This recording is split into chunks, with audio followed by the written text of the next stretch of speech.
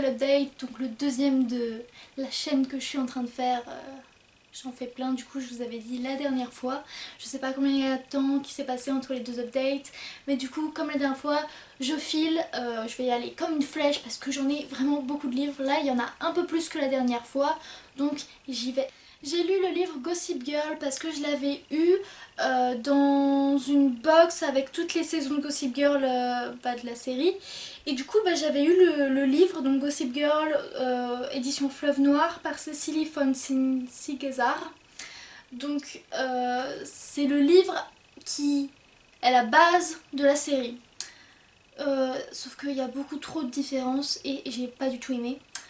Du coup, vous devez connaître Gossip Girl, j'espère quand même. C'est genre la base de mon enfance. Et enfin, enfance, adolescence.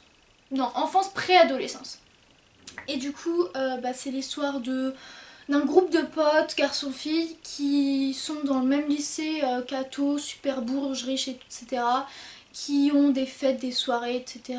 Et donc tout tourne autour du site Gossip Girl qui raconte tout ce qu'ils ont fait. Oh là là, il s'est passé ci, il s'est passé ça. Et du coup c'est sur les rumeurs, etc. Et donc je me souviens que j'avais pas du tout aimé le livre, que j'ai même eu du mal à le finir. Mais que comme c'était écrit en très gros et que je l'avais eu gratuit en quelque sorte, vu que c'était juste en bonus avec la série, je l'avais quand même fini. Mais en fait la série est beaucoup mieux. Ouais non vraiment c'était pas fantastique, il y avait plein de choses qui étaient pas pareilles et je sais pas. C'est comme les livres Les Menteuses de la série Pretty Little Liars, j'ai pas du tout aimé parce que les bouquins sont trop différents de la série en fait. J'ai ensuite lu les tomes 1 et 2 de Off Campus, donc le premier c'est The Deal et le deuxième The Mistake de Elle Kennedy aux éditions Hugo Poche. Hugo Roman Poche. Du coup The Deal, les deux sont des romances avec Fess. The Deal c'est l'histoire d'une nana et d'un mec. Elle se retrouve à lui donner des cours particuliers parce qu'il lui fait du chantage ou quelque chose comme ça. Et j'ai adoré. Le deuxième, je sais plus trop comment ils se sont rencontrés, mais en tout cas les histoires sont liées parce qu'il y a 4 tomes. Toutes les histoires sont liées parce que ce sont les 4 personnages masculins, donc les 4 mecs qui vivent ensemble. Ils sont colocataires et ils font partie de la même équipe de hockey sur glace, du coup de leur fac. Parce que c'est la faculté. Et du coup, oui, c'était vraiment de très bons livres, j'ai adoré, j'ai tout de suite acheté les suivants, etc. Là, je vais bientôt lire le 4 maintenant. Et j'ai beaucoup aimé comme romance, je trouvais ça très bien, surtout que j'étais en poche, là du coup ils étaient pas trop chers, il y en a que 4. Vraiment j'ai beaucoup aimé, mon préféré pour le moment c'est The Deal. J'ai lu le 3 aussi que je vous présenterai un autre jour, et donc j'ai beaucoup aimé les 3, mais The Deal là, j'ai un peu préféré, même si The Mistake était vraiment bon, et le troisième tout autant. J'ai ensuite lu Beautiful Bastard de Christina Loren aux éditions Pocket. Alors celui-là, c'est le premier tome.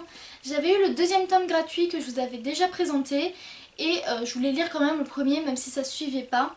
Le deuxième, j'avais trouvé qu'il y avait beaucoup trop de fesses, ça allait pas du tout. On aurait dit carrément juste de l'érotisme pour de l'érotisme et ça m'avait pas plu parce que moi ce que je recherche derrière c'est quand même l'histoire d'amour.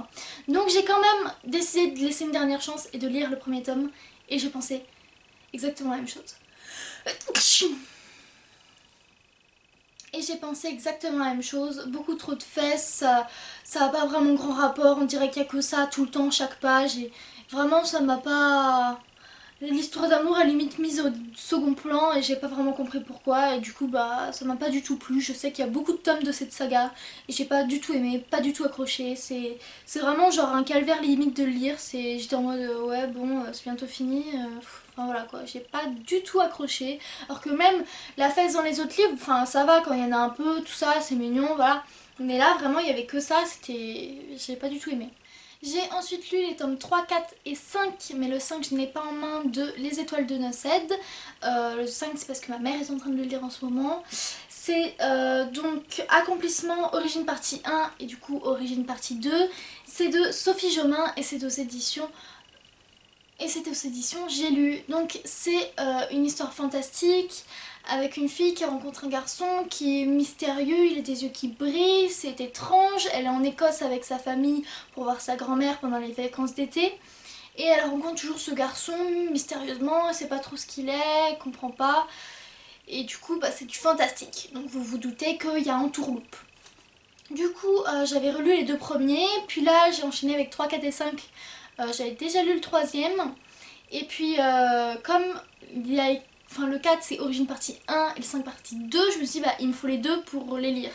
Du coup j'ai attendu longtemps et je m'y suis remis au bout d'un moment quand Clem s'y est mise. Parce qu'elle a lu les 2 premiers en illustré. Et du coup je me suis replongée dedans, j'ai adoré, j'aime beaucoup cette histoire. J'aime un peu moins les 2 premiers, c'est le 3e mon préféré. Mais le 4 et 5 étaient aussi très bien, mais vraiment le 3e c'était mon petit coup de cœur. Il y a un personnage que j'aime énormément. Je ne veux pas vous dire son prénom parce que voilà, mais il y a un personnage qui me fait beaucoup rire, que je trouve attachant et extrêmement, je sais pas, il est génial, juste il me fait rire, je l'aime bien et puis voilà. Puis c'est une bonne histoire quand même fantastique, c'est bien écrit et puis on tourne avec les choses habituelles, loup-garou, etc. Mais vraiment j'ai trouvé ça vraiment très bien et qu'on retournait pas juste dans la boucle en mode Twilight avec les loups-garous, etc. Non vraiment, vraiment j'ai beaucoup aimé et j'y prends beaucoup de plaisir. Donc quand Clémentine aura les suivants qui sortiront en illustré, je les relirai avec plaisir. J'ai ensuite lu Jeux d'inconscience de Jennifer L. Armentrout, encore de J'ai lu. Alors celui-ci vous devez connaître aussi parce que j'aime beaucoup la série Jeux, je l'appelle Jeux. Celui-ci c'est le dernier tome qui est sorti, c'est encore avec un des personnages, donc à chaque fois ça part d'un couple et puis après c'est la sœur, après c'est un personnage que la sœur connaît, son ami, etc. Et à chaque fois ce sont des connaissances, de connaissances, de connaissances. Et bien j'ai aimé comme d'habitude parce que j'aime beaucoup le style d'écriture de Jennifer Armentrout qui a écrit Lux aussi. Donc j'aime beaucoup son style, ses romances, etc. Mais celui-ci ne m'a pas marqué par rapport aux autres. Les autres, je me souviens encore beaucoup de leur histoire, ils m'ont beaucoup marqué, je me souviens de leurs prénoms, etc. Mais celle-ci, quand j'ai voulu préparer un peu cet update, je ne m'en suis pas beaucoup rappelé. Donc il m'a pas marqué.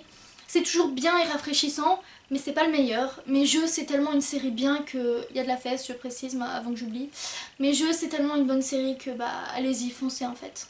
J'ai ensuite lu Heroes de Battista Tarantini aux éditions Hugo Roman, où il y a du coup encore de la fesse comme d'habitude dans les Hugo Romans.